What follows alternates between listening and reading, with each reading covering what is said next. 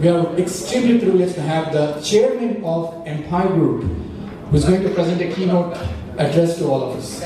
And remember this, my friends, you will learn businesses when you meet successful business people. And last time we have got Ziaullah Sharif of India Builders. He bowled us over with his life-changing oration about who he was and who he became, and then so inspirational. And then we have got our keynote speaker for this evening today, for which presentation, yes. We are extremely proud. Please give your 100% so that we learn what makes these people such a successful business house. So I'm here to introduce the chairman of the Empire Group, who is here to address, and he took special time out. In fact, Mr. Chairman was due to be somewhere else this evening, but looking at the way we are preparing, he said, I'm going to be here. We're extremely proud to have him. And he has a keen eye for details and numbers person. He's a guiding light to the board of NKP Empire Ventures with a master's degree with from the prestigious Aligarh University. He has extensive work experience from many countries such as Oman and Libya. This has helped him understand cultures, people, and different ways of life. On board with the Empire Hotels ever since 2005, this person is the chairman of not only the hotel but also of Trikaripur Football Academy. Beg your pardon, sir, if I have mispronounced the Trikaripur Football Academy. A noted football association. He serves as the chairman of Car Charitable Trust and is associated with various NGOs. Ladies and gentlemen, may I now request you to please give a standing ovation to welcome, Mr. K.P.C. Mohamed Kunhi, the chairman of the Empire Group of Hotels. A big round of applause. Respected Sayyid Nizamuddin, the Managing Trustee of IICCB, Mr. S.S. Afsar Qadri sir, Dr. Rafiullah, especially a special thanks to him for promoting our Beja fry. Of course, without any compensation. And Mr. Noor Al-Amin, the president in absentia. I don't know whether he is listening to our program or watching our program live. And dear friends, ladies and gentlemen, Assalamu alaikum wa rahmatullahi wa barakatuh. I feel greatly honored and privileged to address an august audience like this. At the outset, I express my sincere thanks and gratitude to the organizers of this event and the office bearers of IICCB for giving me an opportunity to present our story of growth, the Empire Group. Inshallah, I'll do it. Before that, I would like to say a few words about the significance of trade in Islam, because as the name of the organizer or the chamber denotes, it's an Islamic chamber. So I would like to dwell on the importance and significance of trade in Islam, because we are all traders of one or other kind. Islam, of course, as we know, accords great importance to trade and business and earning a fair and lawful earning. Once our dear beloved Prophet ﷺ was asked, what is the best earning one can acquire? He promptly replied, the earnings earned by his own hands and through all lawful businesses. So Islam, as we know, is a comprehensive way of life. It's not just a religion for the namesake. Islam touches all spheres of our life, from eating, sleeping, walking, sitting, doing business, talking to people. Everything, every aspect of our life is covered by Islam. And we know that Islam has the oldest written down constitution, the Sharia. This was done 1,400 years back. Not even any society or any country had written down constitution at that time. So Islam has clearly stipulated the do's and do nots of doing trade or doing any activity. In Quran also, or the Holy Quran also, on several times, Allah Subhanahu wa Taala asks us to do fair and lawful business, and He also warned us of doing malpractices in trading. In Surah An-Nisa, there's a 5th chapter. Yeah. And verse 29, Allah says, وَلَا تَأْكُلُوا أَمْوَالَكُمْ بَيْنَكُمْ بِالْبَاطِلِ إِلَّا أَن تَكُونَ تِجَارَةً عَن تَرَاضٍ بَيْنَكُمْ. Don't, who you believe, don't eat or don't devour, don't consume the wealth of each other by illicit manner. We are not supposed to cheat.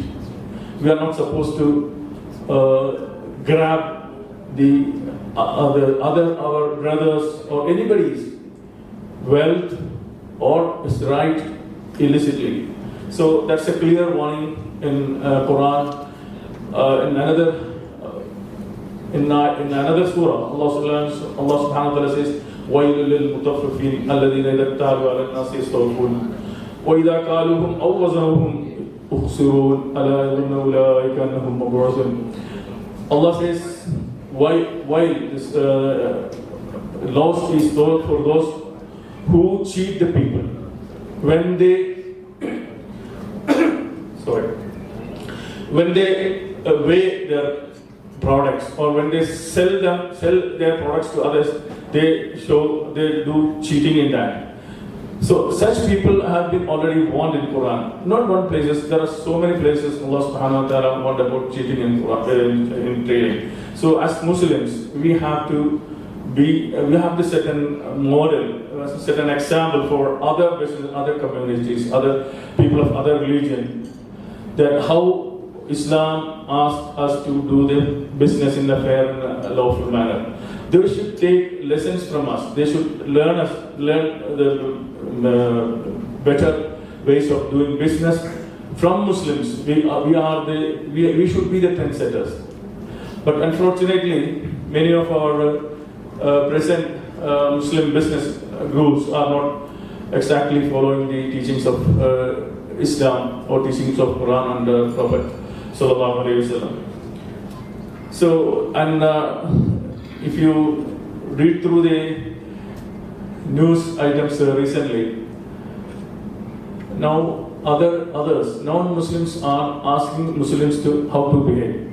For example, recently the French government, they asked the Muslims to live according to what is suitable for the French people. Now China is doing that, and slowly India is also moving in that direction, unfortunately. But we are keeping quiet and we are not setting examples. I will explain a small incident about the missionaries who came first to India through the shores of Kerala. Malik ibn Dinar from Havaramot. They were known to be the first Islamic missionaries to land on the shores of India. When they first landed on the shores of Kerala, as a customary practice, the locals,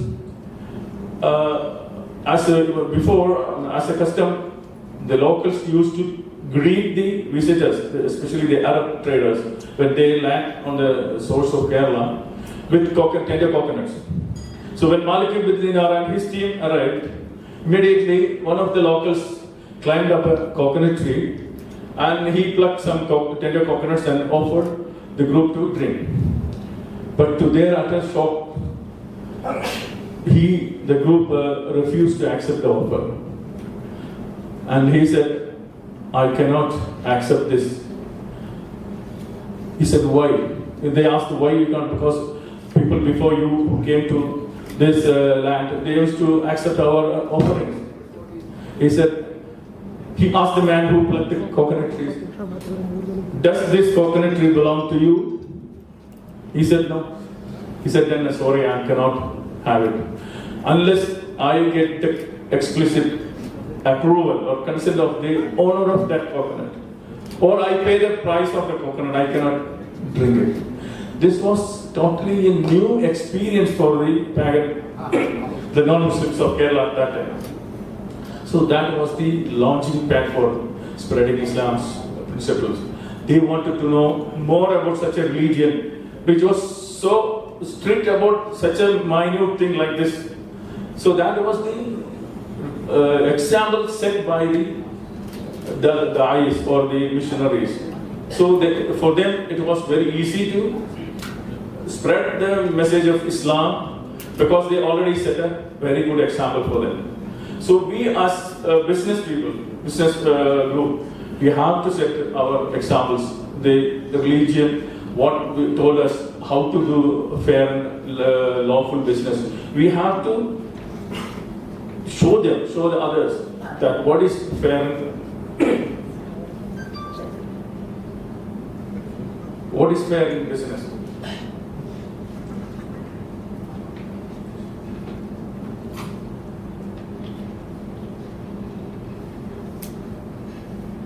So there is no place in Islam or Islamic business for cheating, forgery, hoarding, black marketing, profiteering.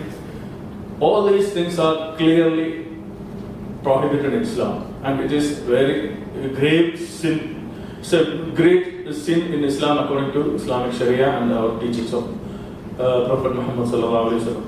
So we have to be very careful when we do business because people are looking at us, what they are doing, how they are performing. So we should be a role model for others. Arabs, they were very famous for. They were very famous as traders and seafarers because India had trade links with Arabs even long before Islam came to India. So even after Islam, the Sahaba or companions of Rasulullah, they went out, they spread out to the world to spread the Islam, the Dawah or Islamic message. Along with they carried out their trade also. So along with trade, they spread Islam's message.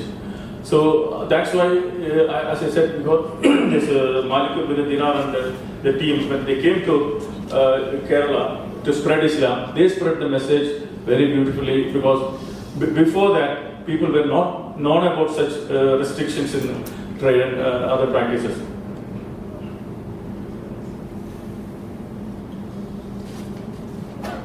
Ladies and gentlemen, as the Muslims of Kerala, again, they had a very good past history of doing business in Karnataka or in Bangalore. Many people from our place, especially the northern Kerala, Muslims, they came to Bangalore hundreds of years back, and they set up their small-time businesses. Restaurants, shops, bakeries, and other petty businesses.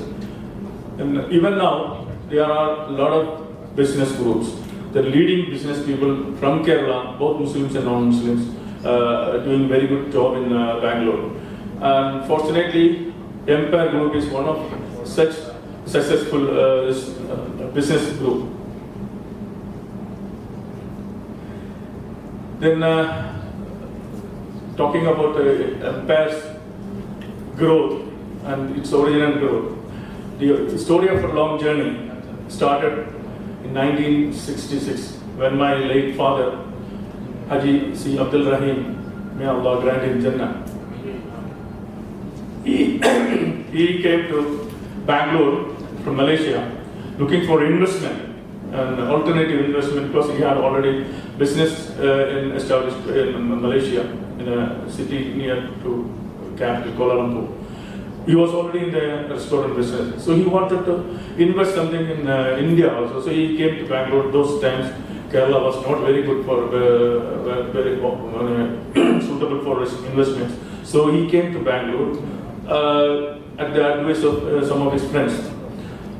That was in early 1960s, and his search ended in finding a restaurant on the Central Street in Shivaji Nagar, and he bought it from the Imperial Group. Its name was Empire. We didn't change the name. He didn't change the name, and he continued to run the business under the name and style of Empire Hotel. That was in 1966.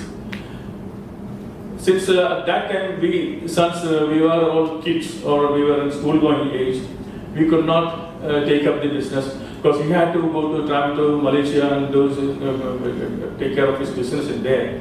So he cannot stay. He couldn't stay in India for long. So he wanted to run the business. He asked he employed some good managers to run the business on his behalf, and we were all the school-going children. That continued till 1980, around almost 14-15 years. It was run by different managers. And of course, Bangalore was a very sleepy town at that time, not much population, not much business activities. So, but still, by that time, within that 15-16 years, we could make an impression on the Bangalore's food-loving crowd by our some very tasty dishes, including the veg fry, of course. And by 1980, my younger brother, late Abdul Haq, may Allah forgive his sins, forgive his sins and show him mercy. He was at that time in Dubai. After a short stint in Dubai, he came back to Bangalore, and he took the charge of Empire Restaurant in Central Street.